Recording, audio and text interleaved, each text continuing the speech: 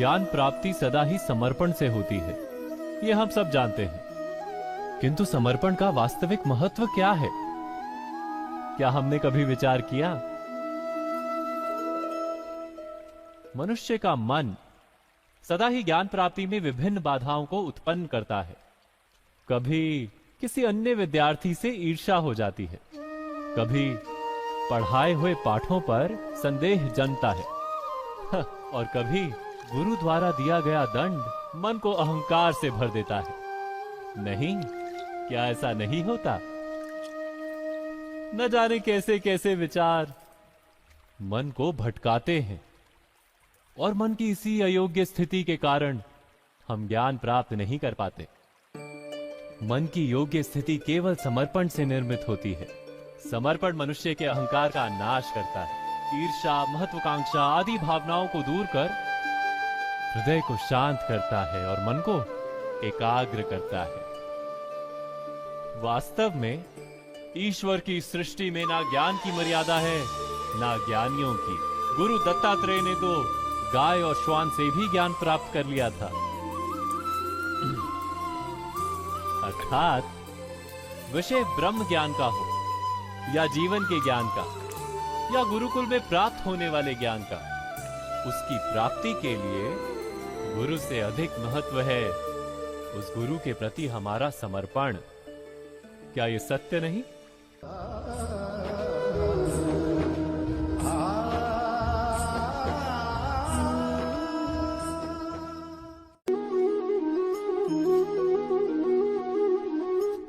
भविष्य का दूसरा नाम है संघर्ष। हृदय में आज इच्छा होती है और यदि पूर्ण नहीं हो पाती तो हृदय भविष्य की योजना बनाता है। भविष्य में इच्छा पूर्ण होगी ऐसी कल्पना करता रहता है, किंतु जीवन ना तो भविष्य में है ना अतीत में। जीवन तो इस क्षण का नाम, अर्थात इस क्षण का अनुभव ही जीवन का अनुभव। पर हम ये जानते हुए भी इतना सा सत्य समझ नहीं पाते। या तो हम बीते हुए समय के स्मरणों को घेर कर बैठे रहते हैं, या फिर आने वाले समय के लिए हम योजनाएं बनाते रहते हैं और जीवन जीवन बीत जाता है। एक सत्य यदि हम हृदय में उतार लें कि ना हम भविष्य देख सकते हैं, ना ही भविष्य निर्मित कर सकते हैं, हम तो केवल धैर्य और साहस के साथ भविष्य को आलिंगन दे सकते हैं, स्वागत कर सकते हैं भविष्य का। तो क्या जीवन का हर पल जीवन से नहीं भर जाएगा? स्वयं विचार कीजिए।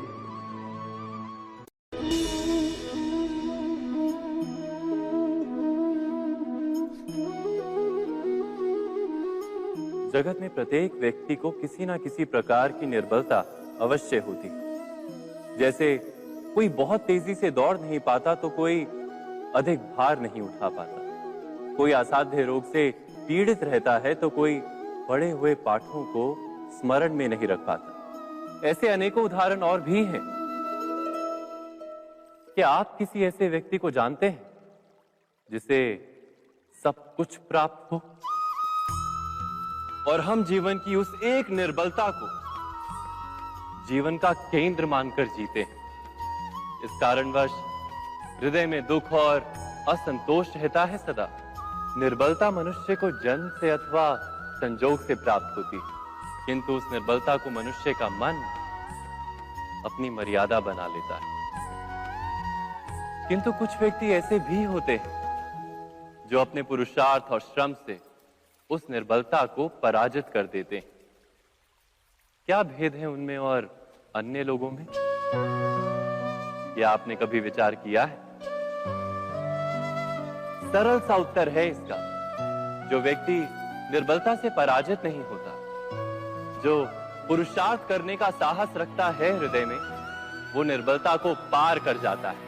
अर्थात निर्बलता अवश्य ईश्वर देता है, किंतु मर्यादा मनुष्य का मन ही निर्मित करता है। स्वयं विचार कीजिए।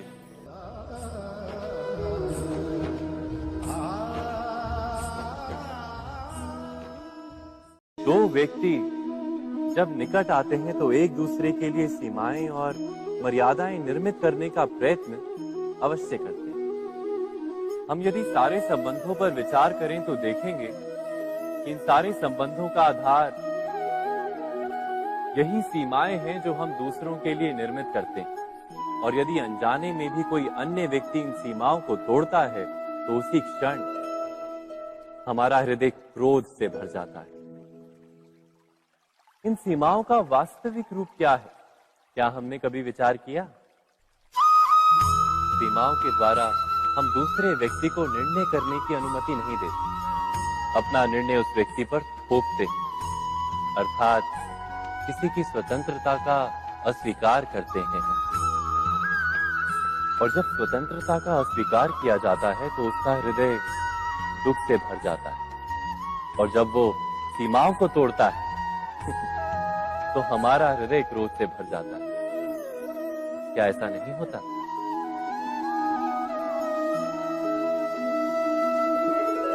पर यदि एक दूसरे की स्वतंत्रता का सम्मान किया जाए तो किसी मर्यादाओं या सीमाओं की आवश्यकता ही नहीं होती।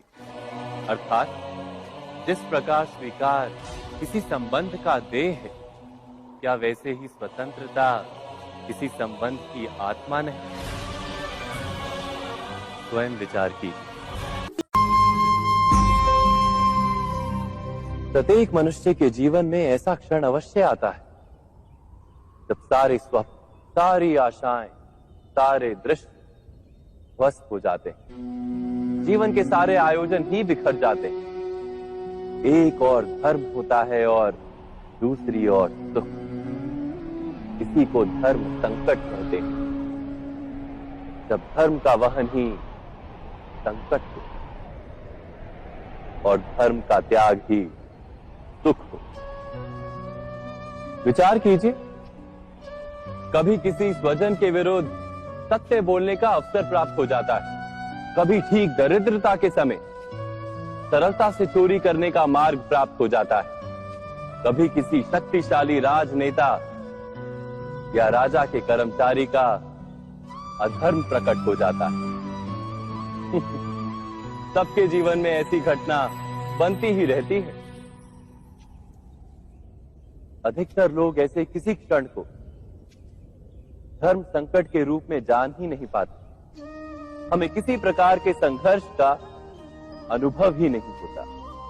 सहजता से सुख की ओर खींचे चले जाते हैं, जैसे मक्खी गुड़ की ओर खींची चली जाती। वास्तव में धर्म संकट का क्षण ईश्वर के निकट जाने का क्षण होता है। यदि हम संघर्षों से भयभीत ना हो, सुख की ओर आकर्षित ना हो, अपने धर्म पर दृढ़ रहे, तो ईश्वर का साक्षात्कार दूर नहीं।